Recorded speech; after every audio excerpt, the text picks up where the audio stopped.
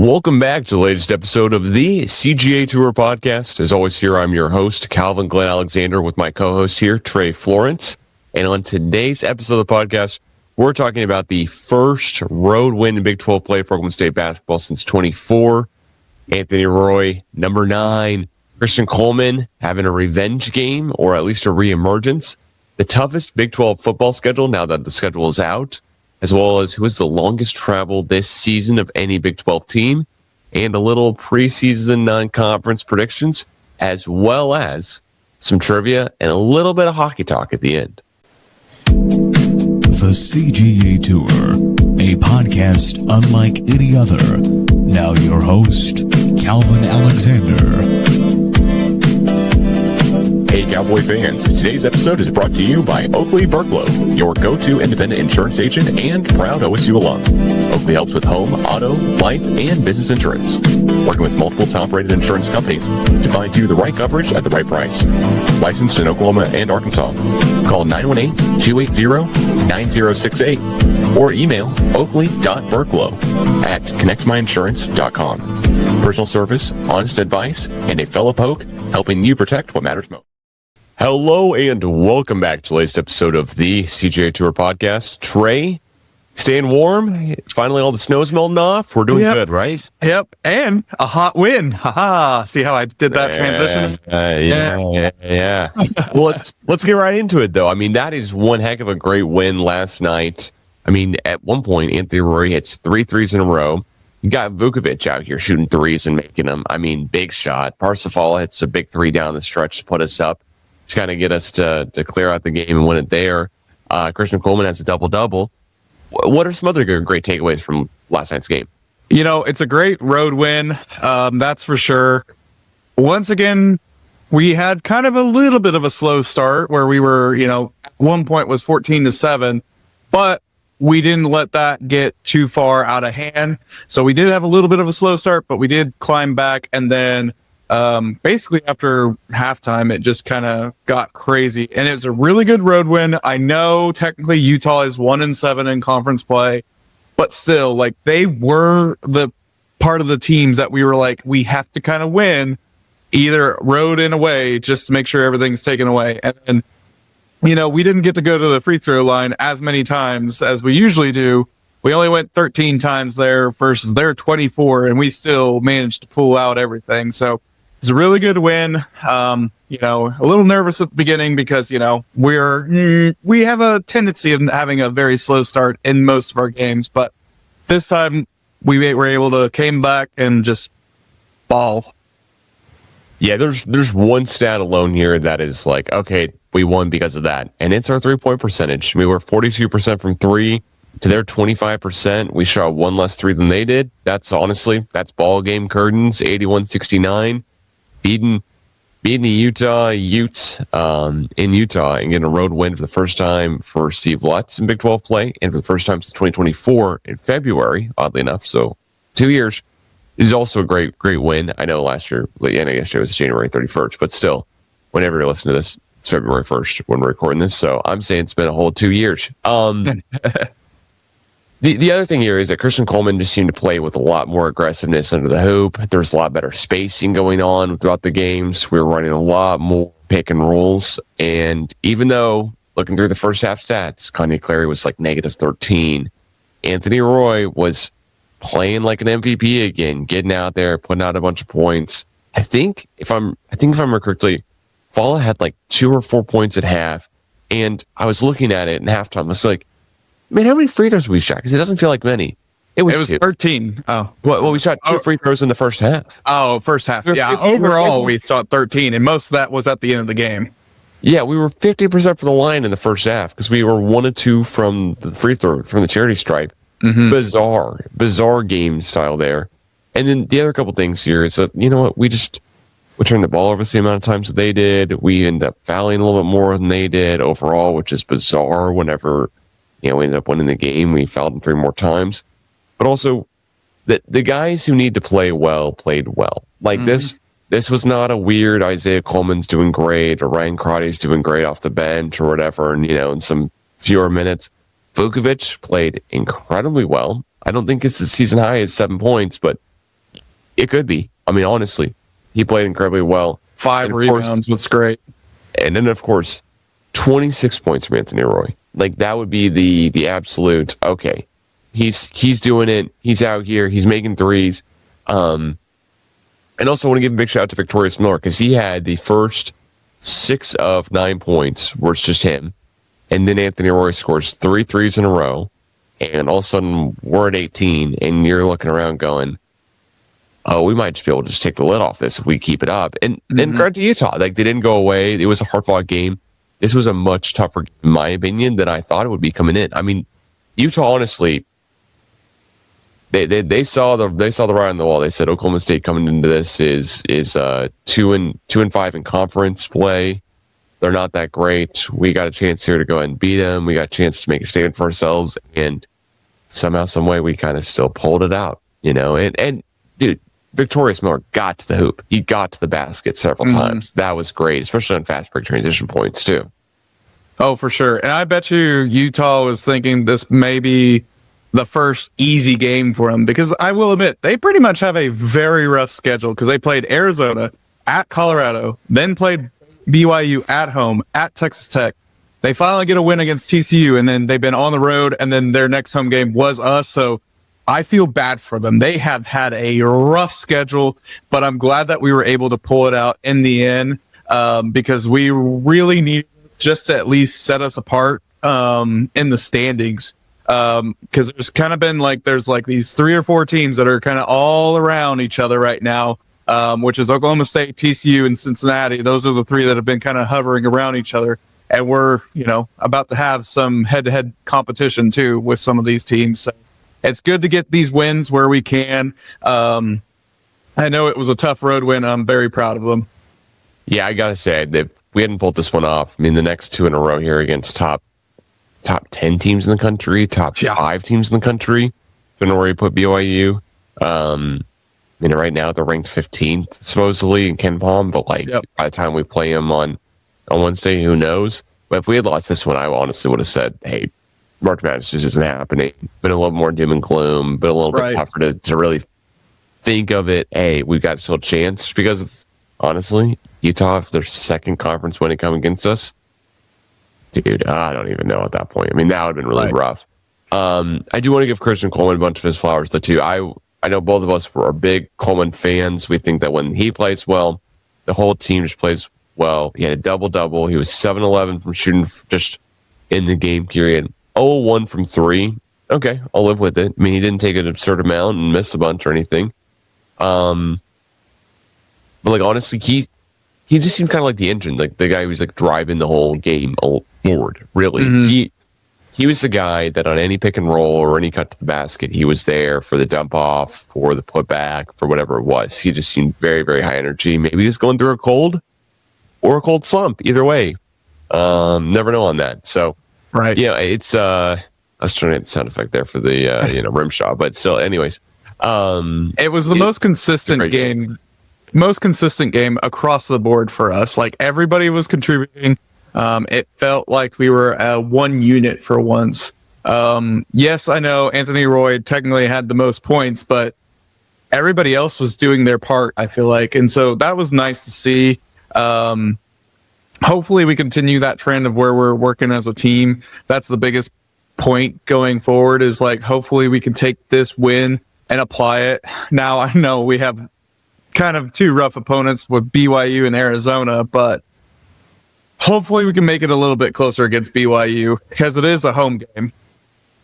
It is a home game. I'm going. I can't wait. Gotta see AJ DeBonsta in person. Whenever you get a chance to see a top 3 overall draft pick, maybe top 5 at the end of the day if his stock falls a little bit more, but you got that chance, go see the guy, especially in college when they're still trying to figure their game out a little bit more. To me, that's more of the interesting and fun part of it, because once they're in the NBA, who knows what system, who knows how uncomfortable, whatever, but when you're this good at this high of a level of basketball, but you're also still got more room to grow, it's fun to see kind of figure it out. And you know what, I don't expect to win against BYU. I don't expect to win against Arizona. I expect our next win to hopefully come against Arizona State at their place, granted. a week from Tuesday. But until that happens, like I'm excited for it. I think it'll be a lot of fun to see the Cowboys play here this week against BYU because the 5-point game. Like that's what Ken Palm has at the end of the day. And this is one heck of a great win going into that one. Hopefully everything goes well for us. Who knows what's going to happen, but hopefully we can pull it out in the end. BYU is definitely going to be a tough opponent. I think matchup wise we should be fine, but it's just if our team shows up. Yeah, which version are we going to get? We're going to get the version that, is Parsifal just absolutely just going off. But honestly, he's kind of taking a little bit of a step back. So if that is true, and we really have to be the Anthony Roy show against top 15 team in the country, I'd be very worried. But maybe he's going to be more of a guy who can really disrupt the BYU team. I was much higher on Parsifal. Maybe this is the reason why he keeps transferring school to school to school. But you know what? We'll keep riding the waves here. It's a fun wave to ride so far. Well, do you want to talk here about the toughest Big 12 schedule in the country as far as football goes? We got all the schedules come out. You and I put together a little bit of a cheat sheet here. So the toughest, the teams with the least amount of home games, I think that's going to be a top stat here, right? Mm-hmm. I think another top stat here is Power 4 out of conference.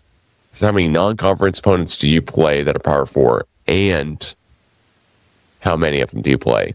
And there is one team right now that I have circled hardcore that's got 2. And then there's a couple other teams that have, 1 or 2 or whatever. Listen, Notre Dame, for all intents and purposes, we're including them as Power 4.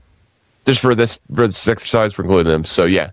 I mean, they're always, if they give them the top 10 or whatever, they automatically get to the playoffs now. So they're Power 4 automatically. You got to say it.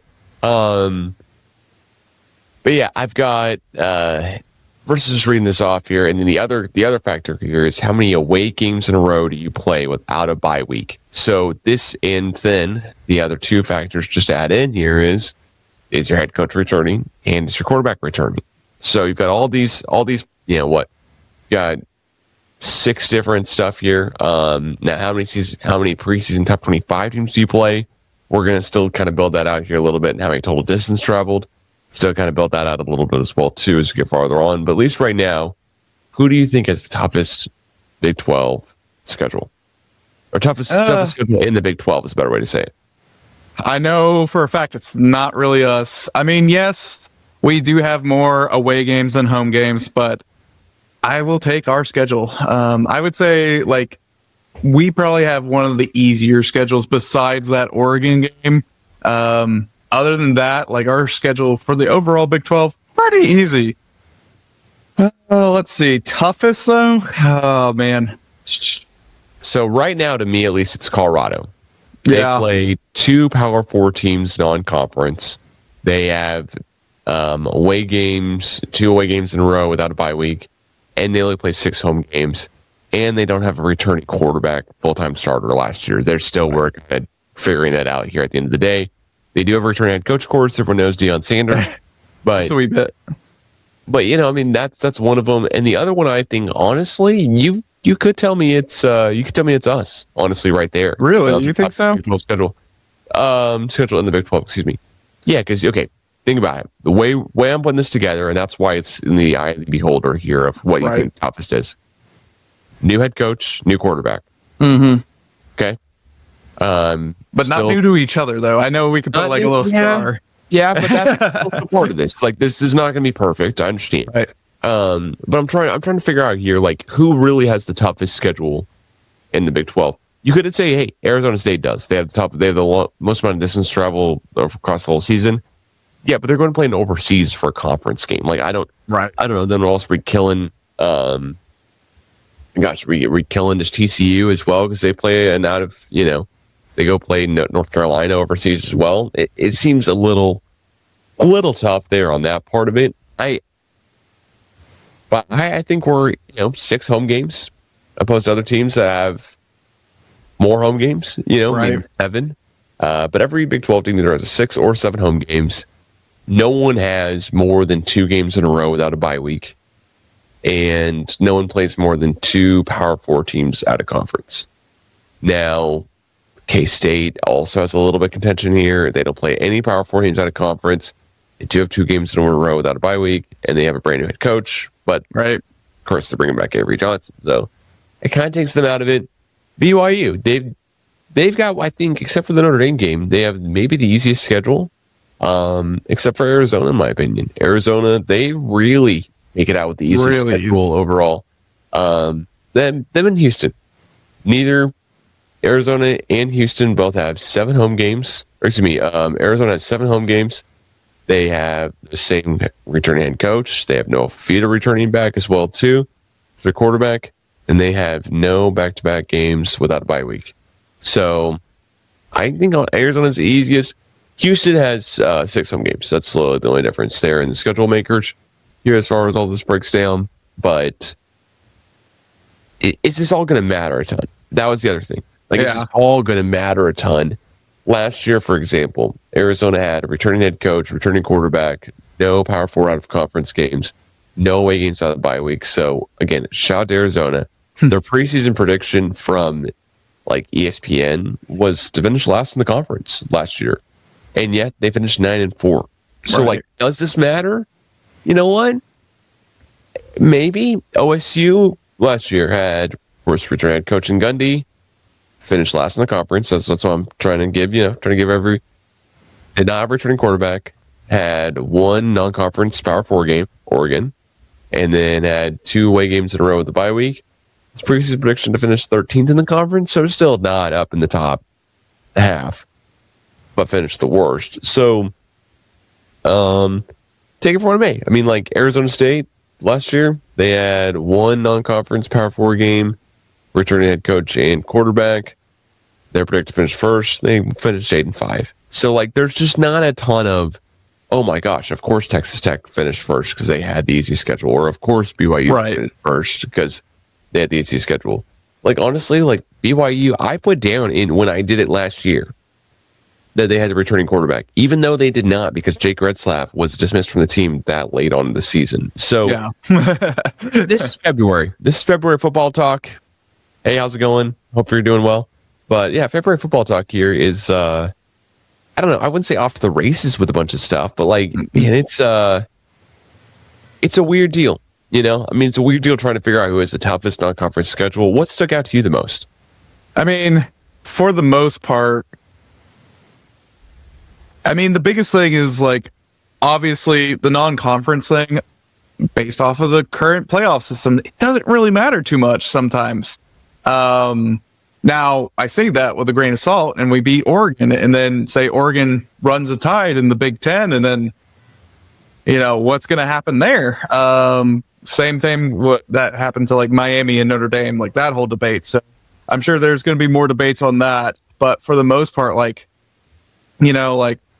if for whatever reason, Houston, because they just haven't had any competition and they just run away, or not Houston, Arizona doesn't have any Power 4 conference people, and they just run away and they win everything in the Big 12. But let's say, us or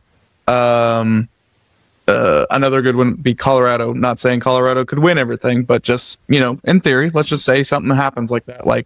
So you get, Arizona and OSU, let's just put that hypothetical out there. We're in the Big 12 championship game, and then say OSU loses, but we've at least played somebody big. Should we still get in? So I know it's that whole debate all over again. So I know these schedules have been created so far ago, but of course the college playoffs are shifting so much every single way. I think it's going to help at least kind of help out, figure out at least for the future what to do. But right now we're in this tough situation where it's yes, you should have at least 1 Power 4 conference / Notre Dame. And then just kind of go for there. I know this sounds awful, but for the most part, I feel like the scheduling for all the conference play has been relatively equal, which is nice to see for once. I don't see like a big sore thumb besides maybe West Virginia, where they have like those 4 away games without a bye week. So that's the only one that I could potentially see where it's kind of like a little rough, but or I may be looking at four away games on a bye week. I may be looking at the wrong year. Yeah, because West Virginia, they have 4 games. Technically speaking, they have 3 games start the season. 3 games start this, and then neutral. Yeah, they have the Virginia. They play them in Charlotte for a neutral site game. I mean, Baylor has to play Auburn. Auburn's brand new this year. Whole team's brand new. So I struggled with figuring out that one. Arizona State and Kansas play in London. So like Arizona State has really tough, travel distance, schedule, whatever. You may call and the travel teams from this year struggled this year. What was it? Kansas State and Iowa State? We both thought that they were supposed to be pretty good, and they both kind of were middle of the pack of the Big 12. Yeah, and listen, like I would say, would you rather as a team play a week 0 overseas game or a week 3 overseas game when you have a bye week right after that? I would say probably a week 3 because you at least get time to come back, readjust to the jet lag and everything like that. Is it a cool experience overall? I'm sure, because you get to play internationally. That'd be great, cool. But also it kind of sucks too, because you kind of lose that home field advantage, I feel like. It's a neutral site type of game. I would just say these are not college football, like college. We're taking college out of this a lot here. Like you're almost a pro guy. I mean, when we were talking about the schedule, your number one thing was, when did college become the pros? Because you now got 2 separate Big 12 games. One's Big 12 ACC, I understand, TCU North Carolina, but 2 separate games here that are just one's international. One's in Dublin and one's in London. Like, what are we? Who is this for? Like, this is college. You're not. Are we all of a sudden? Is it going to be Oxford University joins the Big 12? You know what I mean? Like that's what the line of thinking would be. That's what the line of thinking always for the NFL. I mean, NFL it makes sense. Expand over to London. Right. NFL makes sense because they've been doing that. They've been doing these overseas games. They've actually have fans, there. Just the college, though, like, there's no tie unless you're an international student and you just happen to be there. But even that's slim to none. Well, you know what I'll say? Dear Guinness, if you want me to be a fan of your alcoholic beverages, get Oklahoma State to play a game in Dublin. Otherwise, I don't think I'm going to Dublin, to go grab. It's a great place. And I know you've been. So that's why I'm talking to the guy who's been. Low loves Guinness from this time there, and it's so much different. You echo what everyone else says. It's so much different over there versus it's here. But besides talking about a beer that is not sponsoring the podcast currently, hit me up. Slide those DMs, Guinness. But I got to say, like, this is one for me that is very puzzling, but I agree with you. I'd much rather play a week 3 overseas game, because then at least you have Arizona State's schedule here. They've got Morgan State, then they go to Texas A&M, then they've got KU in London. Like, how easy it would be to get up for KU in London after, you may be injured, it may be tough against A&M, but you're not going to be thinking about the KU game in London. You're going to be thinking about the A&M away game. You just don't. I mean, that's a really tough, because another part of this is, okay, do we put in here we put in preseason ranked top 25 teams? We could, but you know what? One of those teams last year would have been Penn State. Look how they finished. So I'm a little reluctant to put a bunch of that stuff in there. Right. And UCF just has a ton of travel distance no matter what, because as you and I both have talked about ad nauseum, location. They have no one close to them. They play Houston, Oklahoma State, Kansas, and Colorado all on the road. They also play Pittsburgh on the road.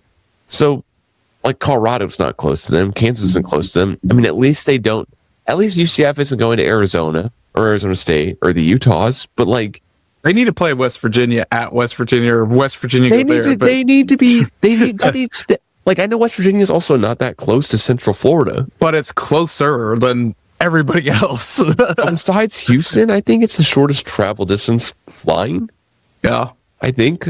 But really, we need to have the Space Wars.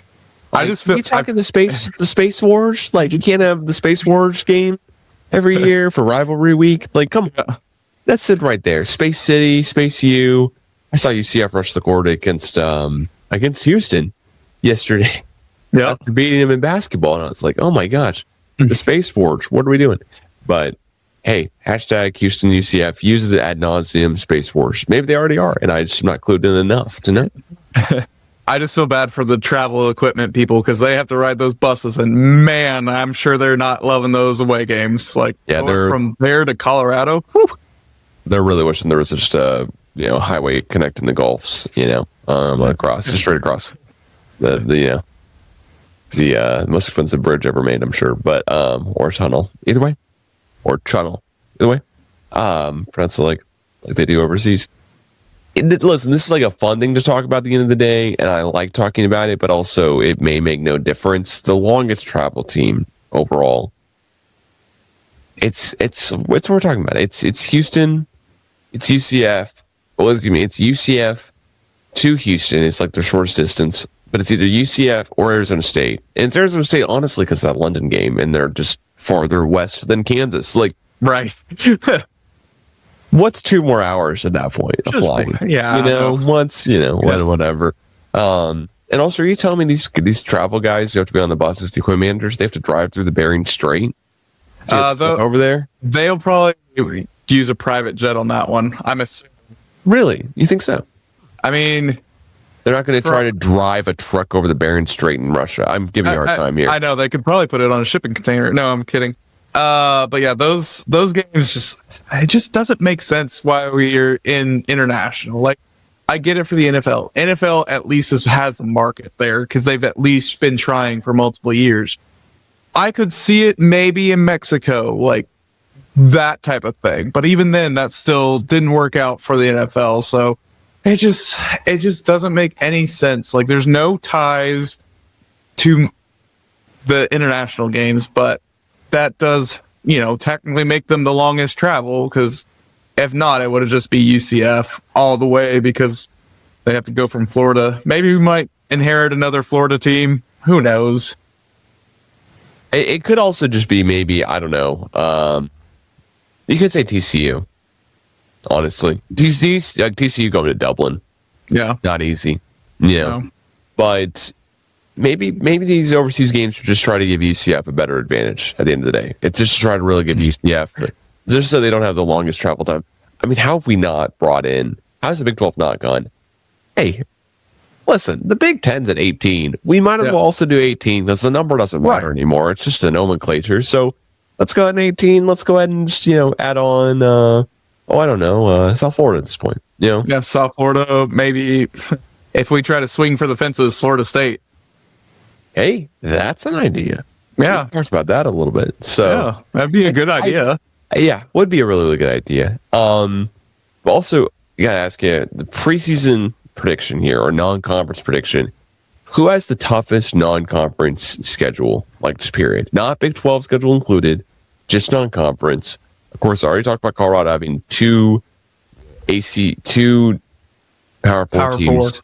But their Power 4 teams is Georgia Tech and Northwestern. So it's not like, so that's also part of this, right? Like, this is not, hey, they're facing Oregon and they're facing Notre Dame like BYU is, and et cetera. It's not Iowa State versus Iowa with Kirk Ferentz, who's always good every single year as well too. So I don't know. What do you think?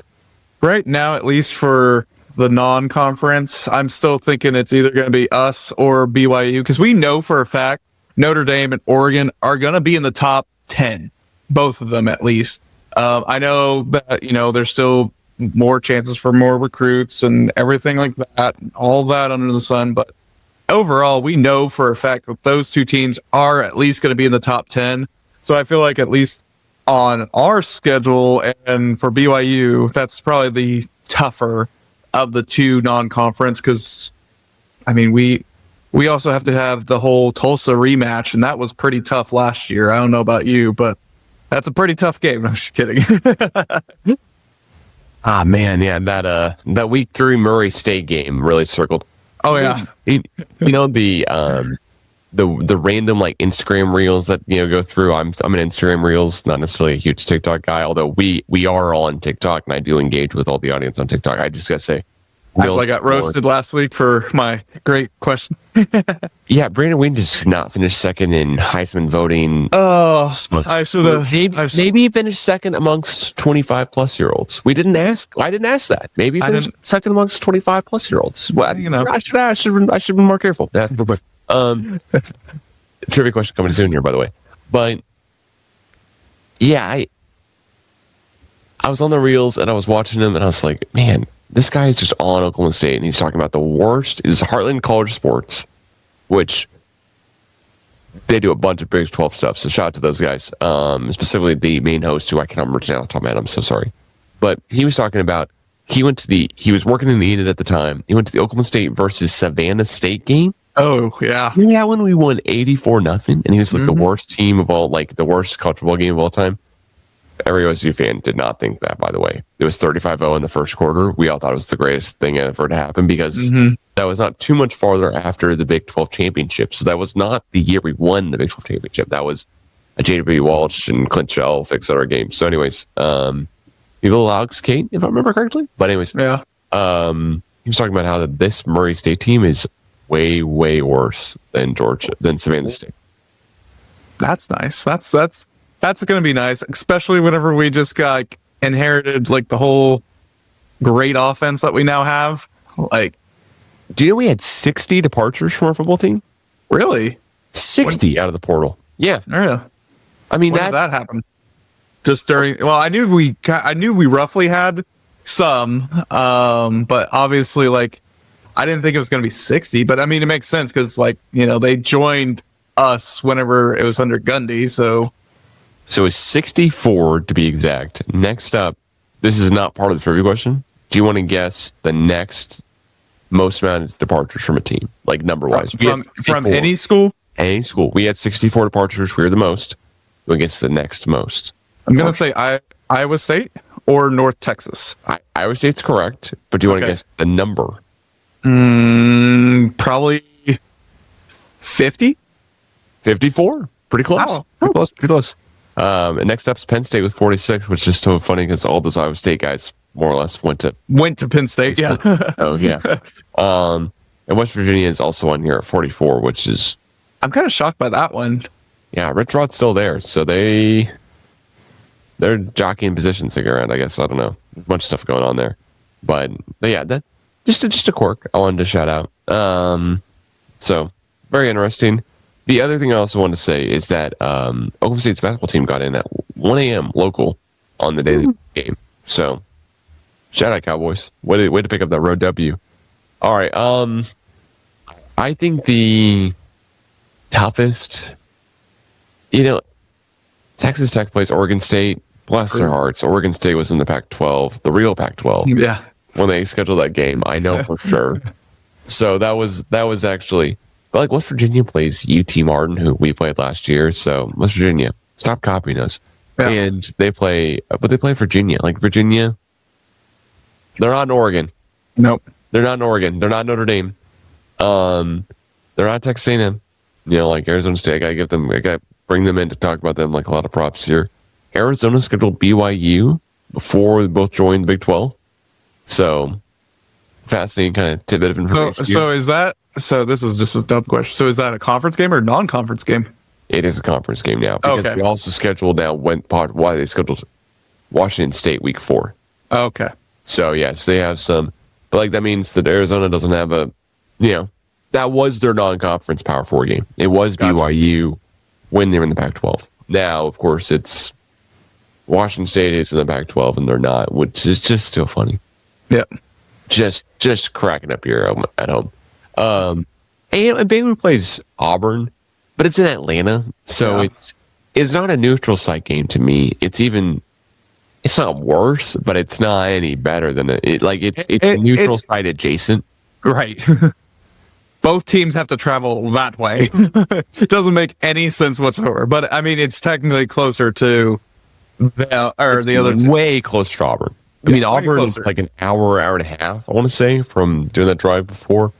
Shout out to the time I lived in Birmingham for some months where I did that drive Birmingham to Atlanta and drove through Auburn. It's like whenever Georgia has a a quote unquote, neutral site game at Atlanta.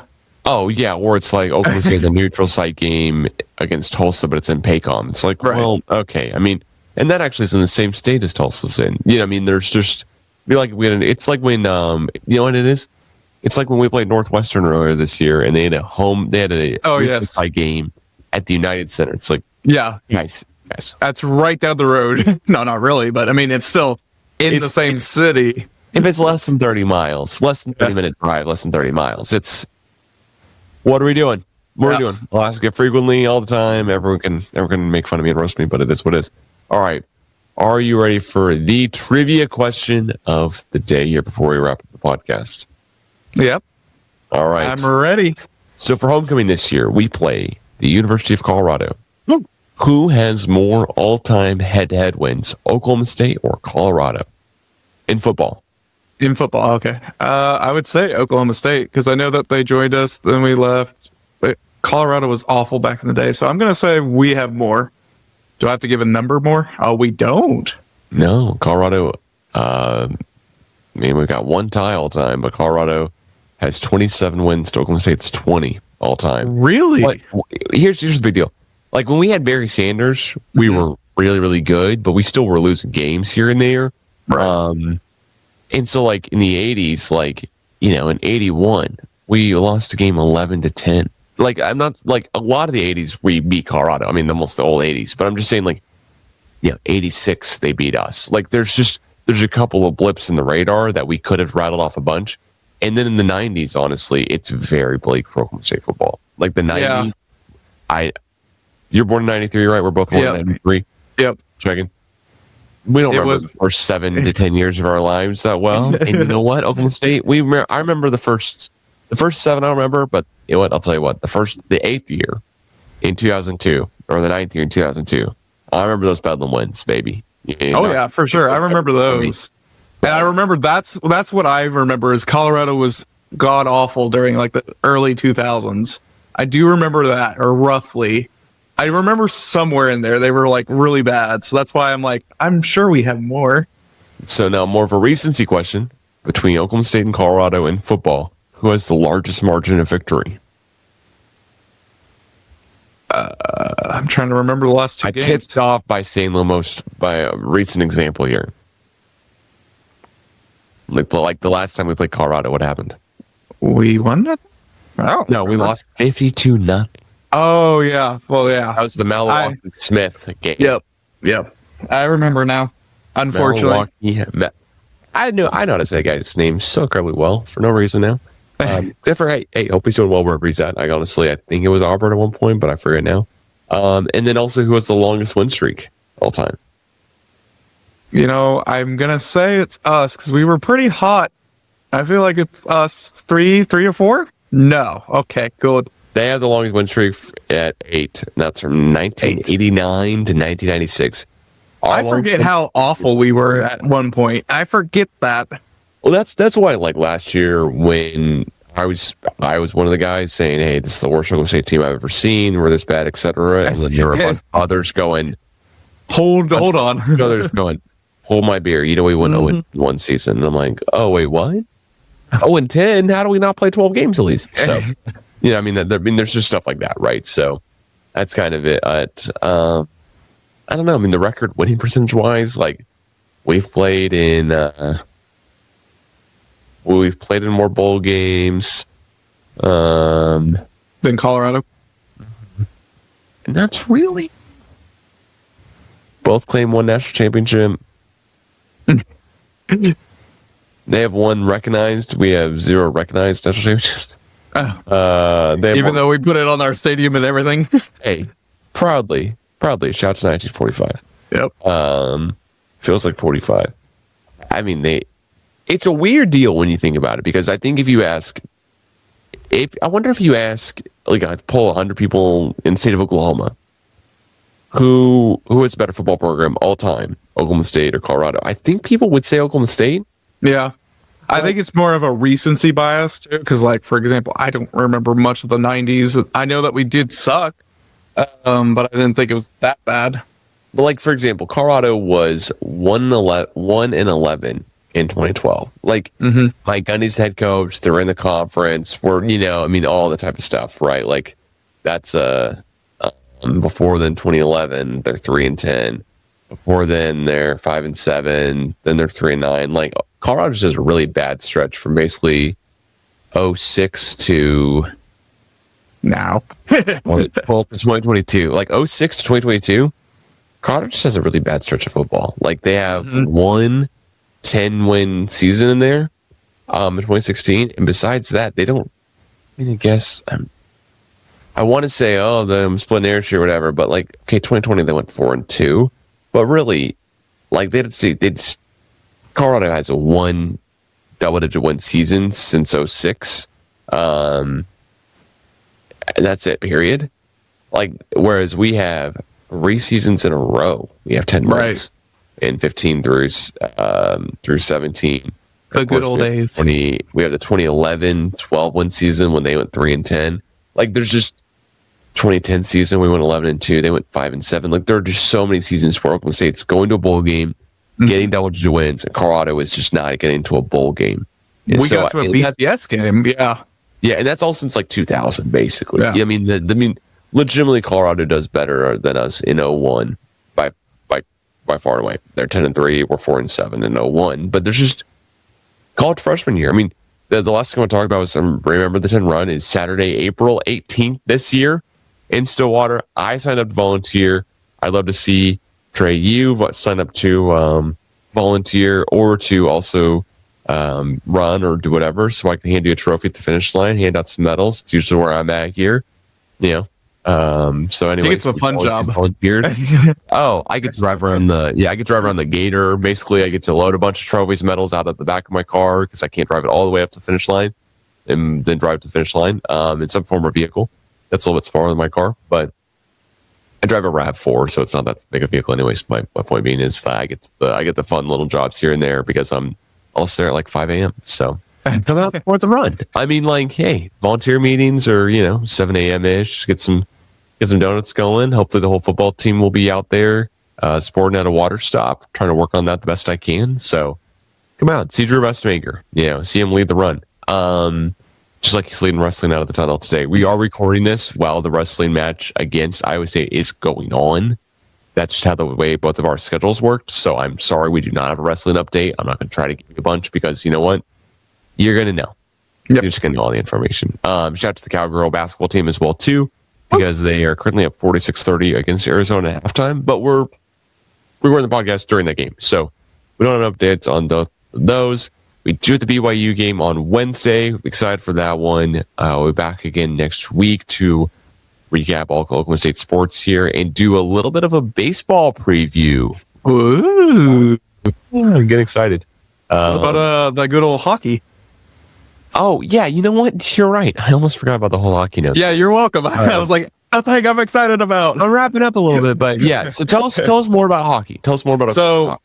A lot of this is, once again, student rendition, and we have a hockey club. It's not officially like it's official club, but it's not like a D1 school or anything. It's not officially a part of the school, basically, what I'm at.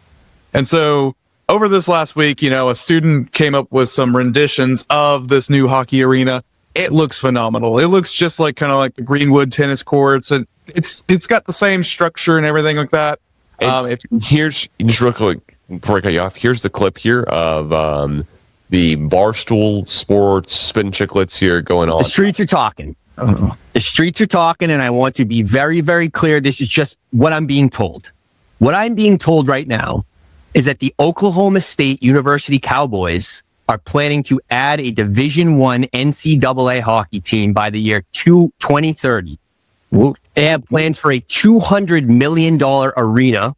Plans, mind you, they have plans for a $200 million arena. They have plans for an outdoor game at T-Bone's Pickens Stadium.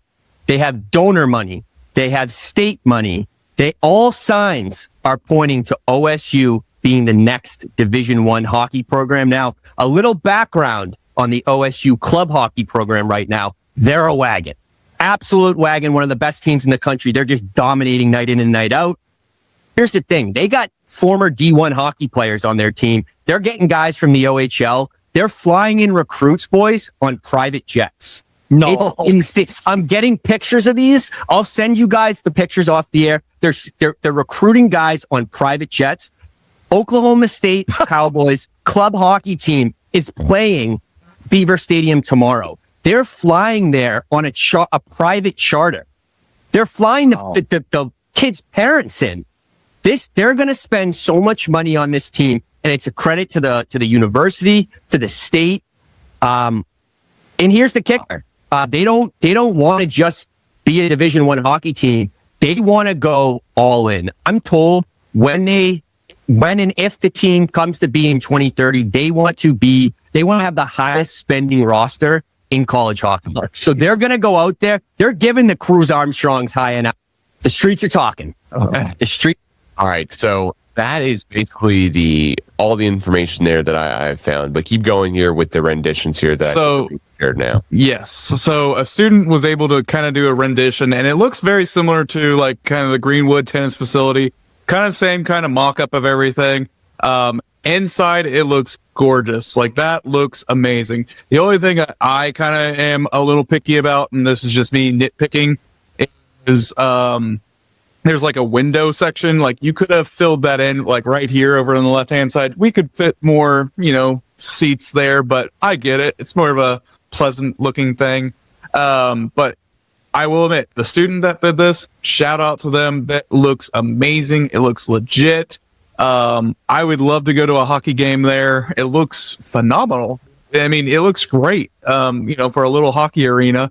But yeah, this hockey team that they're talking about on the club, like, they, no joke, went 45 to like 3 or 4 against Creighton in 2 games. It's just ridiculous. There's at least like, I think it was like 5 guys that had hat tricks, and it was still like, I can see where this is going, and I'm hoping this happens. But of course, Title IX's a thing. They actually have to provide the donors. Supposedly that we have that. We don't know. It's just, you never know type of thing. So it looks exciting. I would love it. I would go, I would get a media pass and be like, all right, let's go to every game, because it looks legit. Now it's 2030. We'll see if it actually happens. And then the next thing is like, what conference would we play in? Because technically none of the Big 12 really have a hockey team, to my understanding. I could be wrong, but it would be really cool. Don't get me wrong. Especially like having like a Winter Classic in Boone Pickens Stadium. How cool would that be? Pretty darn phenomenal, honestly. And then part of the Title IX, like, rules and regulations, you would think that we would either add volleyball, because so many other schools in the Big 12 have volleyball, or the easy layup here is add women's wrestling. Yeah. Or ladies hockey, one of the two. Ladies hockey, sure, too. Yeah, I mean, you just got to figure OSU does a women's wrestling program when we have the most amount of wrestling championships ever. Right? I mean, like, I just kind of got to figure that happens. Or volleyball, because you can play volleyball in your current facilities that you already have built out too. So one or the other. I'm a little worried that it'll work out, just because it just seems like such a cool deal. I mean, stuff like this doesn't happen all the time. But anyways, it would be interesting where they would even put it. I know we saw the at least renditions, but it kind of looks like it's very similar to what the Greenwood tennis facility would be. So I would assume that they would probably put it over in that area, but right on the other side of the indoor practice facility for football. Probably. Honestly, yeah. Right on the north side of there. So yeah, either that or they tear down. Have they already tore down the old baseball stadium? No, they tear down Alley P and put it there. Yeah, they could put it over there by them, but it might get a little crowded. Might need a little bit bigger footprint. Also, softball. It's got to be, We'll see on a TBD. Well, Trey, thanks so much here for joining on the latest episode of the CGA Tour podcast. Not already, please follow at the CGA Tour on X, Blue Sky, Threads, Instagram. I'm reading them all here from down below. And send us some questions for the next podcast. We'll catch you guys again soon. Peace. Hey, Cowboy fans. Today's episode is brought to you by Oakley Burklow, your go-to independent insurance agent and proud OSU alum. Oakley helps with home, auto, life, and business insurance, working with multiple top-rated insurance companies to find you the right coverage at the right price. licensed in Oklahoma and Arkansas. Call 918-280-9068 or email oakley.burklow@connectmyinsurance.com. Personal service, honest advice, and a fellow poke helping you protect what matters.